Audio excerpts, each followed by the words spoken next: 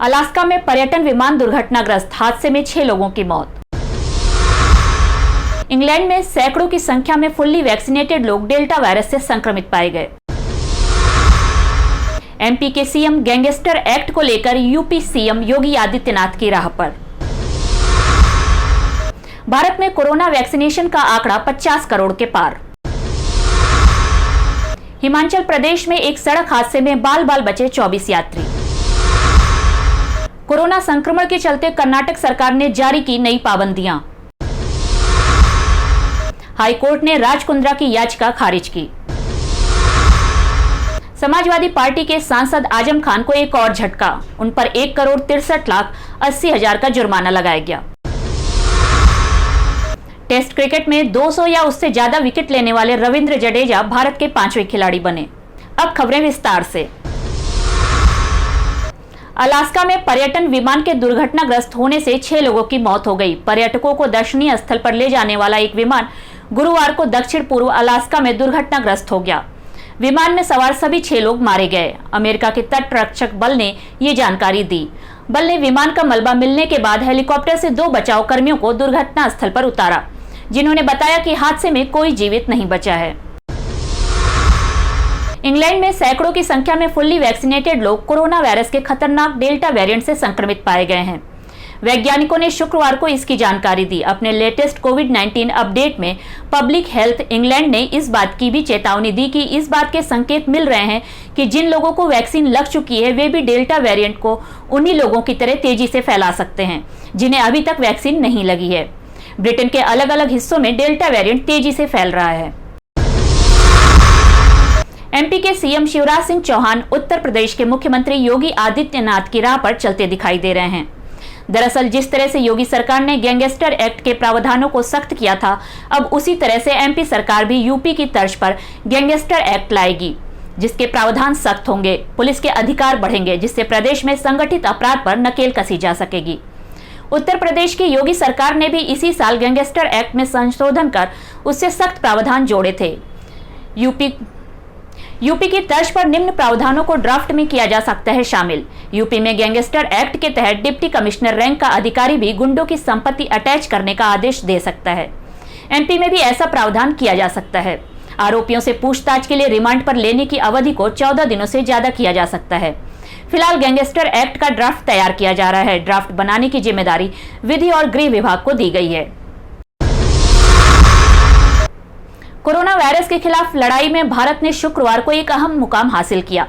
भारत में corona vaccination का आंकड़ा 50 करोड़ के पार हो गया है। स्वास्थ्य मंत्री मनसुख मांडविया ने शुक्रवार को सोशल मीडिया पर इसकी जानकारी दी। अकेले शुक्रवार को 43.29 लाख लोगों को कोरोना वैक्सीन लगाई गई। स्वास्थ्य मंत्री मनसुख मांडविया ने शुक्रवार को सोशल मीडिया पर इसकी जानकारी दी। अकेले शुक्रवार को 43.29 लाख लोगों को कोरोना वैक्सीन लगी। वैक्सीनेशन ड्राइव के इस मील के पत्थर को पार करने पर प्रधानमंत्री नरेंद्र मोदी ने तारीफ की। हिमाचल के सिरमौर के शिलाई में बोहरात खड्ड के पास नेशनल हाईवे 707 पर एक बस का एक्सल टूटने से वो खाई में गिरते गिरते बची। एक्सल टूटने के बाद जैसे ही बस खाई की तरफ जाने लगी तो ड्राइवर ने ब्रेक लगा दिया, जिससे उसमें सवार 24 यात्री सुरक्षित उतर सके। इसके बाद लोगों की मदद से ड्राइवर को भी सुरक्षित उतार लिया गया। बस पांवटा साहिब से गत्ताधार जा रही थी।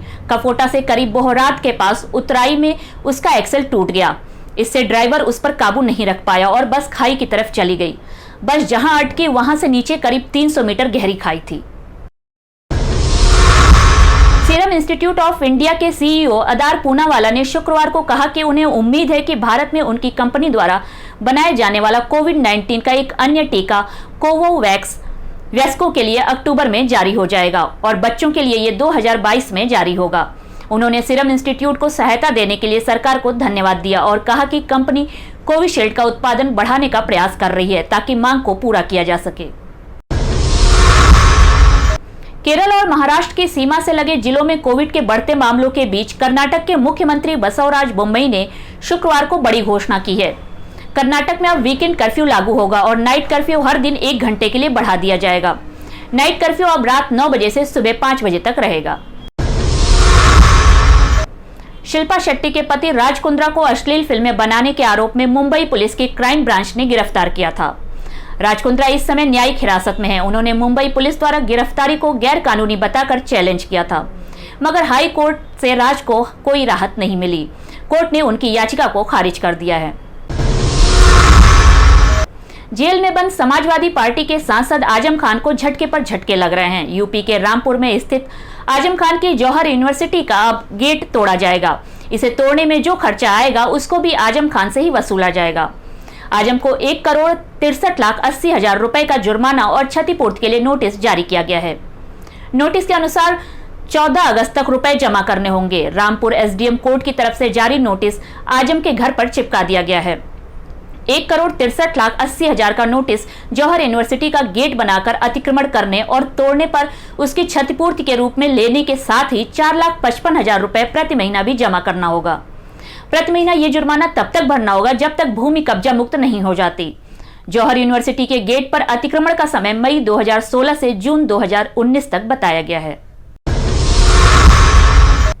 भारत के स्टार ऑलराउंडर रविंद्र जडेजा ने इंग्लैंड के खिलाफ नॉटिंघम में खेले जा रहे पहले टेस्ट मैच में एक खास रिकॉर्ड अपने नाम कर लिया। जडेजा ने भारतीय पारी के 60वें ओवर में सैम कुरैन की गेंद पर चौका जड़कर टेस्ट में अपने 2000 रन पूरे कर लिए। जडेजा टेस्ट में 2000 रन के साथ साथ 200 या उससे ज्यादा विकेट हासिल करने वाले भारत के 5वें खिलाड़ी बन गए हैं। उनसे पहले कपिल देव, अनिल कुंबले, हरभजन सिंह और रविचंद्रन अश्विन जैसे दिग्गज खिलाड़ियों ने यह कारनामा किया था। जडेजा सिर्फ 53 टेस्ट मैचों में इस आंकड़े तक पहुंचे हैं और वो सबसे तेज ऐसा करने वाले तीसरे भारतीय खिलाड़ी हैं।